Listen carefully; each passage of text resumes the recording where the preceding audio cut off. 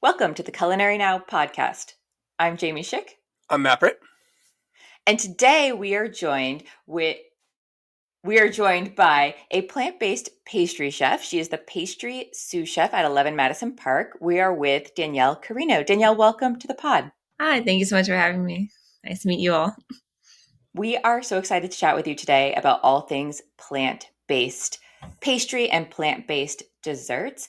And my first question would be, how long have you been making plant-based desserts? And is there a difference between plant-based and vegan? Because I feel like those terms are used interchangeably. They are used interchangeably. I think saying something or someone is plant-based versus vegan, it's really just stemming from like a politician kind of perspective because they are the same thing. You know, they both don't require the use of egg, dairy, any animal products. So when you're just looking at it from like an ingredient perspective, there is no difference. And if there, I don't know what that difference would be. I haven't noticed anything yet. It just really, like I said, becomes from like a political standpoint, so to speak. There's like so much quote unquote more baggage that comes from saying I'm vegan as opposed to plant based. That's just, I think, a rule society made somehow. And that's a rule that like we've kind of adapted. And just like also adapting like in our lifestyles. Um, uh, I went back to the restaurant May 2021 when we reopened. So since then, been doing plant-based desserts. I personally myself, when I bake at home, usually use egg though. It's just a little bit easier sometimes. But it's really inspiring to see like all of the ingredients that have like sprouted up from the ground since like in the past few years that like have paved the way for like people who are previously vegan or have been vegan for a long time for health problems to like have more access to other things now than like they had a couple of years ago. So Danielle, that's so interesting because I think you're right. There's definitely a movement towards plant-based just in our society. I feel like it's become more universally known or dare I say kind of accepted that, Yeah. you can be plant-based and still, not be a weirdo. But like, I think it's one of the things we find interesting is that a lot of chefs and restaurants are now kind of embracing this and they're taking this very seriously and they're sort of shifting their ethos to encapsulate it. Was it difficult from your eyes to make the switch? I mean, knowing that like I bake with eggs too because I think that they are very helpful in my own personal experience. How difficult was it to sort of embrace this mindset? In the beginning for me, it was kind of difficult when I heard that, that's what we were going to be doing at first. But it was also one of those things where it's like either you're on board or you're not. And so to be on board, you're just kind of like, okay, so what are we going to do? How are we going to make the best cake? How are we going to make the best cookies? How are we going to make croissants, bread, like all of these things that we never previously worked with before and didn't have a lot of like backup recipes to kind of fall back on. You know what I mean? Yeah, this has been such a big topic. Like so many people are so curious about this because I think it can be really hard to transition from into plant-based or vegan-based baking because we have things like eggs, like butter, that are so integral to some of our products. Are there any ingredients that you've started using that you weren't aware of before that have helped in those areas? Chickpea eggs, specifically a company called Just Egg. I actually really like their product. I don't think that they're the best in baking. Like I don't think don't put them in cakes or cookies or things like that. They do, and if I do, they are even very minimal use because they really just act as a binder. But they just don't provide the structure that eggs typically do. I think that's one of the more interesting ingredients to like come up. I think the use of lentils has been more what's it called more prevalent now, like specifically making like cream out of lentil milk, where you're kind of like putting in the same process as you would almond milk, except now we can like add a little bit more seasonings and like thickeners to like make whipped cream, and it's like pretty awesome to see that.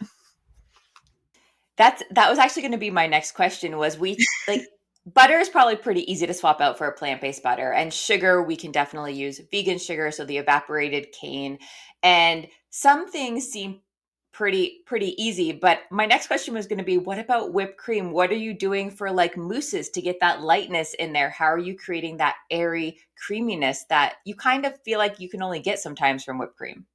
Yeah, definitely. We've tested through a lot of different types of creams, and then there was one cream that we found, Flora cream, that worked really well. And then they eventually were, I think, bought out by Via Life, so we've been using Via Life since then. And it's worked really well. I will say that they don't always have the best of holds. They're really good for within a few hours. They're like already starting to deflate. So we've had to rely on like the use of like cornstarch that helps thicken it up a little bit, and just like different seasonings that just like help bind it together, so to speak. It's like where food science comes in and like isn't always my best specialty. I'm like, okay, I know this works, so I'm going to keep doing it as such. But yeah. Yeah, food science kind of escapes me sometimes Yeah. sometimes too. You were talking about stability and hold, which is making me think about gelatin. Uh, you're not using Mhm. gelatin, and for me, agar isn't always the best option because it's really firm and brittle. So, what setting agents are you using to help stabilize? We have quite a lot, actually. We do have a vegan gelatin that we've been playing around with, but we haven't had a lot of success with it. It has kind of a weird aftertaste, and like sometimes it works, sometimes it doesn't. Can't really figure out what the dividing factor is. We use Ultratex quite sometimes. It just helps with certain like gels if you're making, but it doesn't really help in cream situations. We sometimes use xanthan gum in like very small amounts. Cornstarch, there's a few different monoglycerides that help in like certain products. I think I'm not gonna say for sure. I think in the butters that we're using there is monoglycerides because that fat just like does something. Again, food science. But in pastry we haven't used the monoglycerides. I think we were tinkering around with a couple of things, but really cornstarch, Ultratex, some xanthan gum has just like really come in handy. And agar has been really good for like glazes and things like that because it is thermo reversible, but like it doesn't really work in sauces. So what you're describing is, all these options to replace what, sort of in culinary education we're teaching with animal-based products, butter, cream, etc. Is there anything in your sort of experience in transitioning to a plant-based mindset or a plant-based approach? Have you found anything that's worked better? Like that you've been like, why weren't we using this particular method long ago? Is there anything that kind of like blew your mind? As far as methods go, I haven't really come across like that kind of revelation. I think the use of different milks, one is like so prevalent in the grocery store, which is like really crazy. And sometimes it's a little intimidating to look at, but then some of them you come across and it's like, why weren't we using this before? Because it's so delicious. Yeah. Like, um, I mean, I've always been a really big fan of almond milk just because I actually used to be vegan when I was a teenager and started drinking almond milk from like Trader Joe's, and I still drink it like to this day. But like all the different nut milks and oat milks that come out, and then like we've tinkered with to like make our own. It's like homemade almond milk is so delicious. Like why weren't we using this before? And because like we weren't plant based, so like we didn't really think to use it. Right. I agree. Sometimes when I'm making things, I don't think to use a plant-based milk unless I want to make something with like pistachio milk because I want that really strong like pistachio flavor, Yeah. or cashew milk for that creaminess. But otherwise I immediately think, "Oh, dairy milk," because it's just what we've used for so long and it's not something we're really trained in unless you're passionate about it. But with the flavor, is there anything you've used that has like this crazy weird aftertaste that you have to mask because the product is so good that now it's like that has to be chocolate because it's going to mask that flavor really, really well? Hmm. There was something recently. That we've been playing around with that we just don't love the flavor of it. Now that I have to think about it, I can't remember it. I'm sorry. I, No, I put you on the spot with that one. no, it's okay. Literally on the tip of my tongue. It's like we put it.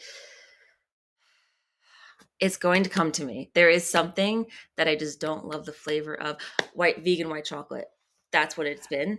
That's been the Interesting. biggest issue for us because the ones that we found, they just don't taste very good, or they're extremely sweet. It tastes like, you're eating canned frosting kind of flavor, or it just tastes like cocoa butter. So that's been a really tough product to like find and work with. And also, again, you know, whether white chocolate is actual chocolate or not, what we were using before like has stability to it. So if we put it in ganaches, it was going to hold. Whereas what we're using now, trying to find the right ratio of like, okay, we're putting enough that it isn't falling in our cakes, but it tastes really bad. Or, we're putting just enough that like it tastes good, but like there's no stability, and it's like, it's too fluid to be a ganache. That's been one of like our biggest issues so far.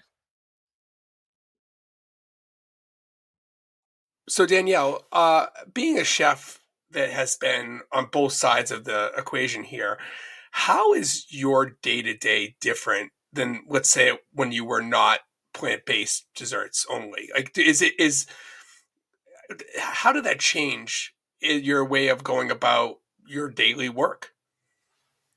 Well, when we weren't plant-based, when we were still serving duck and eggs and such, I was still just a pastry cook, whereas now I'm like a pastry sous chef. So I'd say that my day-to-days have changed pretty drastically in comparison. But like looking back on just that whole time era then versus now, whether being like a cook or not, and just like seeing like what my sous chefs went through at that time, I would say it's often much harder to get certain products in, like now, especially now with there just being such a high demand for it. There was a time where we couldn't get veal life cream in, where we couldn't get the fora butter in that we use for our bread, where even like sometimes now we're just like running into issues again of just like that supply and demand change is kind of being thrown off.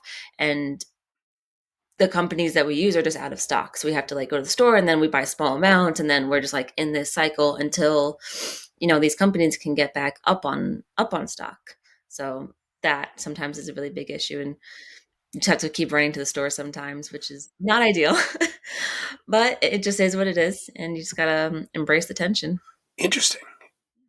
It is, especially you said run to the store. And I used to have to do that too, but I wasn't plant based. And I imagine being in New York, you have more stores that are going to carry more plant based and vegan ingredients just on the corner. Yep. And I am curious if you think being located in New York City, you have more of a clientele that's willing and interested in this type of dessert versus being in the middle of the Midwest, where maybe there wouldn't be such an interest or desire for people to eat in a plant based way. So, do you find being in New York, you have more people that are interested and willing to experiment and taste and come to the restaurant for that? Absolutely. A lot of the guests that come in when we look at the books, we see that they've never been in before. Or maybe it's their second time after being here for a year, or like they're coming back after COVID and they're so excited, et cetera, et cetera. So like there is that kind of following of like just being plant based, and again how like accepting it is now. Um, I am a firm believer that you can find anything in New York. I'm from here, and I've not had an issue finding anything that I really need if you look hard enough. So like definitely like comes to an advantage of like the location where we are, especially being in Flatiron. We're surrounded by so many grocery stores. Another Whole Foods just opened up by us. We have Calustians, which has every spice and sweetener and just anything that you can imagine. So like it comes as a huge advantage to us. Such a luxury. Yeah. I mean, Providence is it's getting there. It's getting there. It'll be New York in a few years now. I mean, we have Plant City open. We do. It's We like do. we're getting there.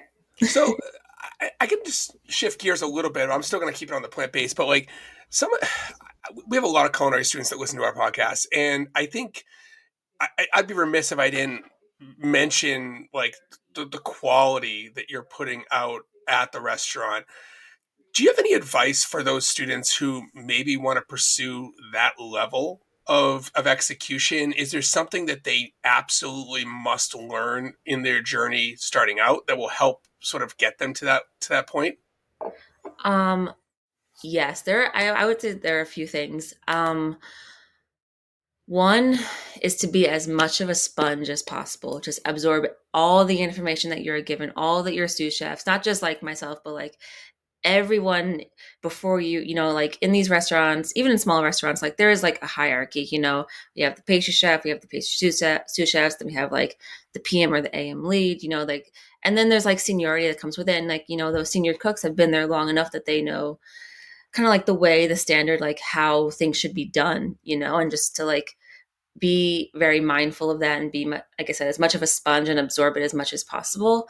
Um, I love the restaurant. I do not think it's people's first restaurant. It shouldn't be. I think at this level, at this standard, it's very tough, and like looking back on like my pastry journey, I don't think I ever would have survived in a three Michelin like restaurant for like that for such an extended period of time. So I think really looking at smaller restaurants first and then Yep. leading up to this place. I think you should never start where you want to end up. You've done the journey in reverse and you've missed all of this other stuff that gives you the fundamentals of just being a baker, being a cook, learning how to be on the line, learning like the cleanliness, the standard, like the everything that builds you up to this spot, not just this restaurant, but like other Right. Michelin restaurants. So when you get there, you're like, it's not so hard, you Right. won't struggle as much. Whereas in these smaller restaurants, you've already learned that and you have the ability to learn these little techniques faster and better probably than just kind of being thrown into the fire and you don't have time to learn them. Yeah. It's such good advice, and like So good. you just Thank drop like you. three, you just drop 3 stars like it's nothing. It's like, just hey, whatever, maybe start with one, or But um it's true though. no, and what you're saying is something that our students hear a lot, and I think that it's great coming from someone who is in the best. And so, but you mentioned something way back earlier in the pod about being on board. Like, how much is this? How much does it matter to really kind of drink the Kool-Aid, if you will? Like, is that critical to aside from the skill set to be like successful in that level? Yes, I've seen it so many times. I think especially when we reopened, how do I like using your reference of drinking the Kool-Aid, not enough people drank the Kool-Aid and they just didn't really get it. I guess maybe they thought that they were coming in with like, yeah, it's going to be great being like vegan or like whatever they were expecting and it wasn't, and it didn't really work out for like us, for them in like the long run. So it is super important to have like kind of done your research on a restaurant, and that's why trails and stages and interviews and like talking to other cooks are like so important to like you being there. And then whether it's plant-based or Michelin or like whatever the case is, it's not for everybody. Totally understandable. There's nothing wrong with that. But just you have to like kind of be on board and like see the vision that a restaurant has created. And if right off the bat that you're not interested in it, then like it's just not for you. That's it. Yeah, and you're right. There's so many other areas you can go into. You don't have to be in a Exactly. restaurant. You could be in a bakery, like there, or you could be in like a casual place. There's so many levels in between nothing and Michelin star. So you're right. It's Yeah. fine. It's finding what you want in that range and what's going to work for you. And there's nothing wrong with anything on that spectrum. I am curious about your resources, either for additional, because you said be a sponge. So, resources for either additional learning in pastry in general or specific to plant based. Either way, are there any places you go to for inspiration or for learning more for to continue being a sponge? Um, Definitely going out to eat. I know it can get very expensive, especially nowadays, but like going out to eat, you see what other restaurants are doing. You can like talk to the servers who like kind of know the techniques of like what's going on and just see like the styles of plating and taste buds and food and like what's going on around you. That definitely helps at least me like feel inspired, like, oh, they're doing this is so amazing, and like it makes me want to be like, Yes. oh, what if we do it this way or that way, or like whatever the case is. I love walking around Barnes and Nobles looking at all the cookbooks. Can be a little intimidating sometimes, but like it does like give you a gauge of like what's going on. I think definitely talking to your peers about, how do you do this or how do you do that? Or like, what have you learned previously, and like learning from them. I think other than that, just like, I think like everyone else, like doing a Google search of like, how do I honestly, most of the stuff starts with how do I make a vegan sponge?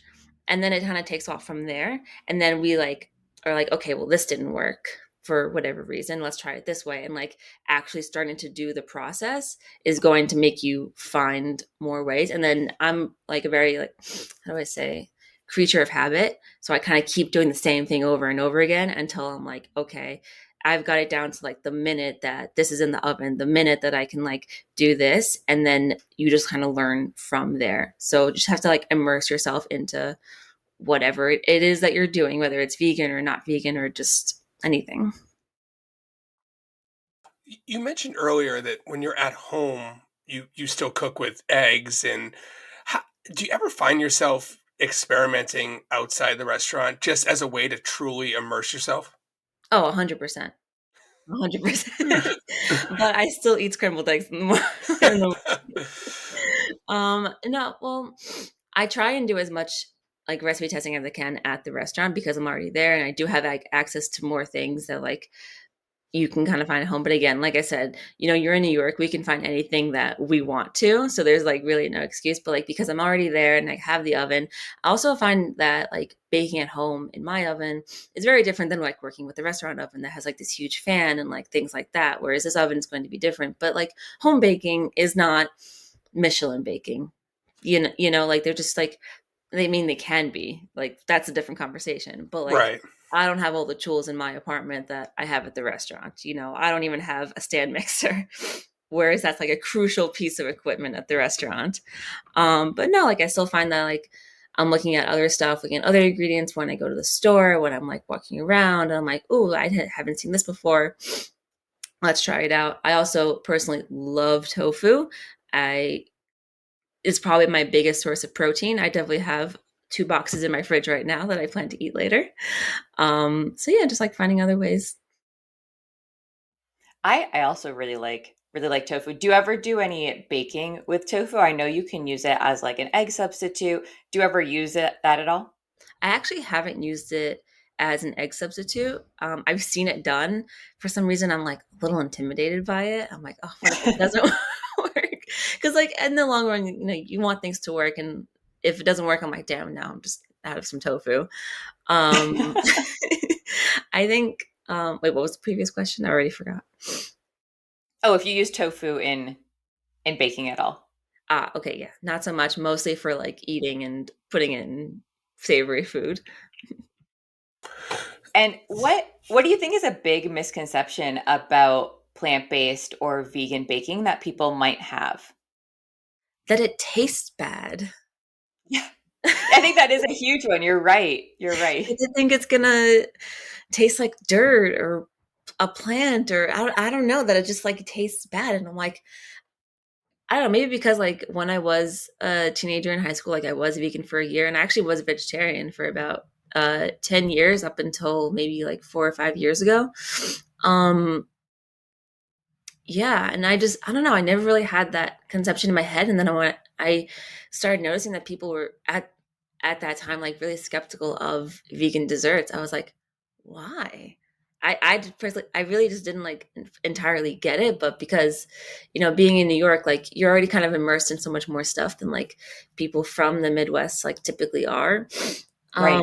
But I think that like we've done a really good job at changing people's misconception of like not just vegan desserts, but vegan food in general, and like seeing like what the savory sous chefs can do, and like with all their R&D, it's like really inspiring to us. It's like, oh, like we can do so much, and like it really does kind of challenge you to not just to like find new products or techniques, but like find new flavors, find new balances, and like what we can do with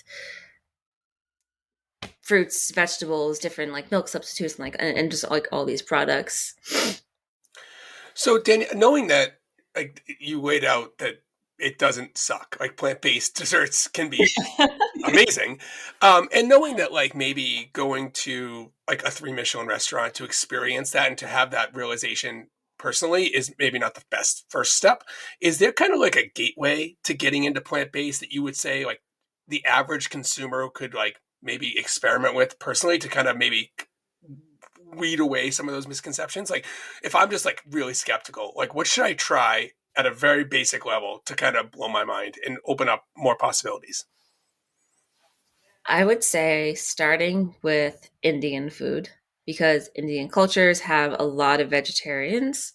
I think, I mean, please don't quote me on this. I think India is predominantly vegetarian and vegan. So, like, that would just kind of help you get a gauge of, like, oh, this doesn't contain any meat or meat products and it tastes really delicious. And I found that like growing up, I didn't really love Indian food. I think I probably just had a bad experience as a kid and something was too spicy and I just couldn't handle it for so long. And then when like getting back into this, I was like started noticing that I started eating more curries and rice and things that fall into that realm. And then that kind of helped me find like more ways to appreciate it better. Does that make sense?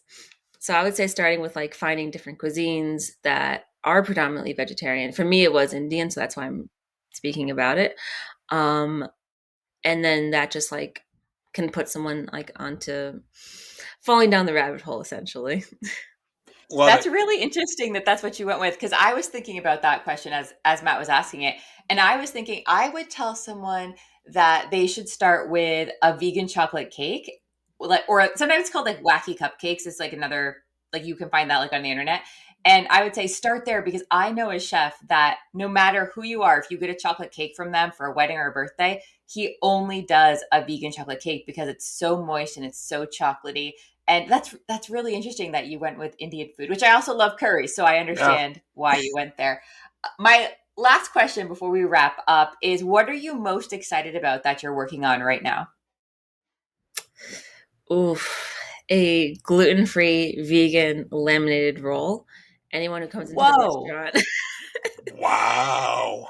now that I put it out there, I really need to nail it. Anyone who comes into the restaurant gets like a lemonade bread roll, which we treat kind of similar to a croissant. And it is my chef's like pride and joy. You know, she worked so hard to make this roll what it used to be. And like when she was recipe testing, like it took a really long time and it was one of her biggest stressors. Since become one of my biggest stressors. And I think our gluten-free bread, and while it is vegan, it is really nice. I just think that we can take it one step further. So I've been like trying to look at different recipes for a gluten-free lemonade roll. Gluten-free is notorious for being really difficult to work with. We still have issues with like our gluten-free cake sometimes and it just takes a really long time to like nail it. And finding the right flour to water ratio, the butter, like so many factors to like make bread. Now I want to laminate it. It's going to be really difficult, but I think that it's going to be very exciting. Like I said, I'm a creature of That habit. I need to keep doing the process over and over again until I nail it. that sounds awesome. And complicated. So we wish you luck with that endeavor. Very If complicated. Thank you. if anyone wants to follow along and see your process on this, can they find you on social media anywhere? Yeah, I am on Instagram, Danielle Carrino, Carrino. Um, that's about all the social media I have, all the mental Nice. capacity Perfect. that takes up space in my head. I Yeah, so understand. That's the only place I am too. So yeah. I get that. We want to thank you so much for taking time out of your day off to chat with us all about plant based baking. We really appreciate it. And we know that our listeners are going to love it. So thank you. Thank you so much for having me. It was so great. Thank you so much again.